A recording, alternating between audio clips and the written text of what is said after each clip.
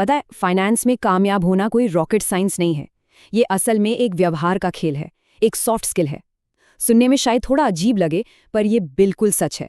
एक जीनियस इंसान जो अपनी भावनाओं पर कंट्रोल नहीं रख सकता, वो पैसों के मामले में पूरी तरह तबाह हो सकता है।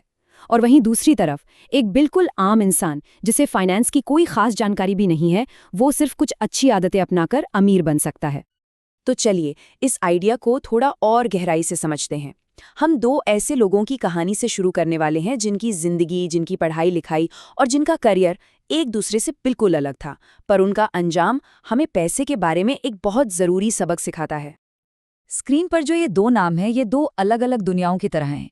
एक तरफ है रोनाल्ड रीड, एक चौकीदार और गैस स्टेशन अटेंडेंट जिन्होंने एक बेहद मामूली और सादा जीवन जिया।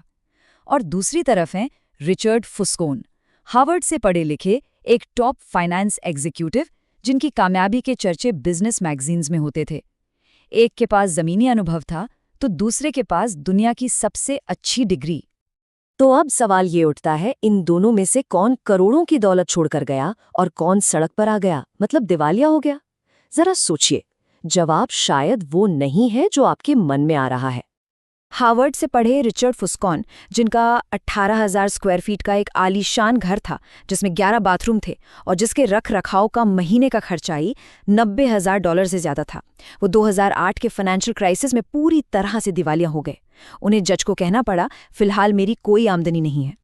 और रोनाल्ड रीड, जब 2014 में 92 साल की उम्र में उनकी मौत हुई तो इस सीधे साधे दिखने वाले चौकीदार ने पूरी दुनिया को हैरान कर दिया।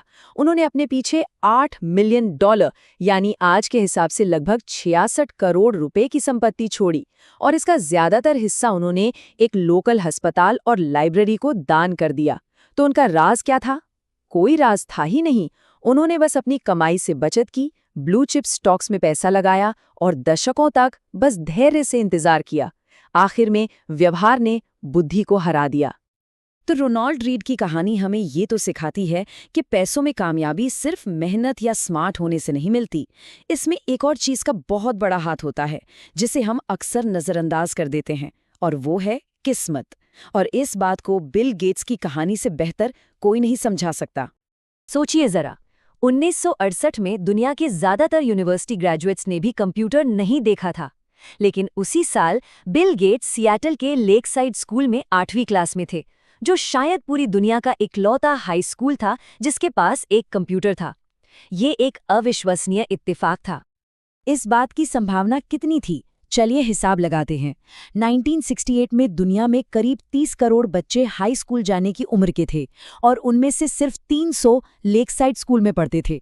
यानी बिल गेट्स का उस एक स्कूल में होना जहां कंप्यूटर था, ये 10 लाख में से एक मौके जैसा था। ये किस्मत नहीं तो और क्या थी?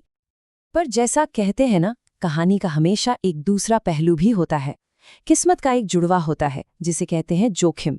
गेट्स के सबसे अच्छे दोस्त और लेक साइड में उनके कंप्यूटर पार्टनर केंट इवांस की कहानी हमें जोखिम की इस कड़वी सच्चाई को दिखाती है। केंट इवांस भी उतने ही टैलेंटेड और कंप्यूटर के दीवाने थे जितने बिल गेट्स। दोनों मिलकर भविष्य के बड़े बड़े प्लान्स बनाते थे, पर वो भविष्य कभी आया ही नहीं। हाई स्कूल से ग्रेजुएट होने से ठीक पहले एक माउंटेनियरिंग एक्सीडेंट में केंट की मौत हो गई। तो हर बिल गेट्स के लिए एक केंट इवांस भी होता है, उतना ही काबिल, लेकिन जिसे जिंदगी के पासे का दूसरा दुखद पहलू देखने को मिलता है। किस्मत और जोखिम जैसी बाहरी ताकतों से हटकर अब हम अपने अंदर के संघर्षों पर ध्यान देते हैं। पैसे के मनोविज्ञान में सबसे खतरनाक जालों में से एक है और ज्यादा कि कभी ना खत्म होने वाली चाहत। ये एक ऐसा गोल पोस्ट है जो हम जितना भी उसके करीब जाएं, वो उतना ही आगे खिसकता रहता है। और इसकी जड़ में क्या है? इसकी जड़ में है सामाजिक तुलना। जब हम अपनी कामयाबी को दूसरों से नापने लगते हैं तो हम एक ऐसी रेस में शामिल हो जाते हैं जिसे कभी जीता ही नहीं जा सकता, क्योंकि हमेशा हमेशा कोई ना कोई ऐसा होगा जिसके पास हमसे ज्यादा होगा। रजत गुप्ता की कहानी इसका एक बहुत ही दुखद उदाहरण है। वो दुनिया की सबसे बड़ी कंसल्टिंग फर्म मैकिन्सी के सीईओ थे। उनकी खुद की नेटवर्थ $100 मिलियन थी, लेकिन जब वो गोल्डमैन सैक्स के बोर्ड में अरबपतियों के साथ बैठने लगे तो उन्हें लगने लगा कि वो गरीब हैं, और अरबपति बनने की इसी चाहत ने उन्हें इनसाइडर ट्रेडिंग के रास्ते पर धकेल दिया और आखिर में वो जेल पहुंच गए। उन्होंने वो सब कुछ दांव पर लगा दिया जो उनके पास था, सिर्फ उस चीज के लिए जिसकी उन्हें कोई जरूरत ही नहीं थी।